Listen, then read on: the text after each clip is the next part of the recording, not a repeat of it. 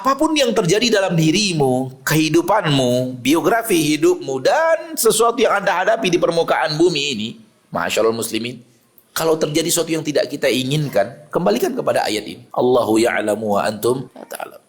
Allah yang tahu, saya tidak tahu. Asa an tuhibbu syai'an wa huwa syarrul lakum. Boleh jadi sesuatu yang saya inginkan itulah yang buruk untuk saya.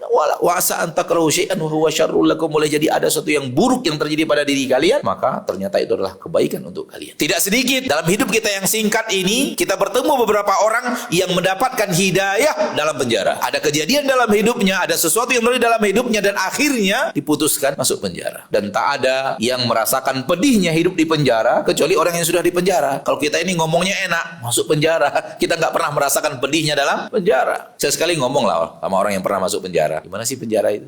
Apa sih perasaan di dalam? Bagaimana merasa diri dikurung, nggak bebas begitu? Intinya adalah datang kepadanya musibah besar menurut dirinya. Anak-anaknya namanya tercemar, istrinya nama tercemar, si bapak masuk penjara. Apalagi kalau sampai masuk ke dalam media sekarang ini yang sangat dimudahkan Allah menyebar. Padahal belum tentu juga yang masuk penjara pasti orang jahat. Boleh jadi difitnah, boleh jadi dan yang lainnya. Ala kulli hal, intinya adalah terjadi hal yang pada dirinya buruk, masuk penjara. Ternyata di penjara itulah hidayah datang, dan keluar dari penjara dia kembali ke jalan Allah. Awalnya tidak kenal masjid menjadi kenal masjid, awalnya tidak kenal kajian jadi kenal pengajian, awalnya tidak kenal majelis taklim menjadi penggerak majelis taklim, bahkan menjadi orang-orang yang berbuat hal yang banyak untuk agama Allah Subhanahu wa taala, bahkan sampai ke luar negeri. Di antara mereka yang dakwahnya sampai ke luar negeri, dari Indonesia ini dia berdakwah dan dakwahnya diterima di luar negeri, pernah masuk penjara. Di penjara dia dapat hidayah. Tak perlu kita sebut siapa orangnya, walau kalau ana sebut mungkin antum tahu nama-nama, namun tidak perlu disebutkan. Intinya adalah dalam penjara lah, dalam terali penjara lah mereka mendapatkan hidayah. Maka kaidahnya adalah musibah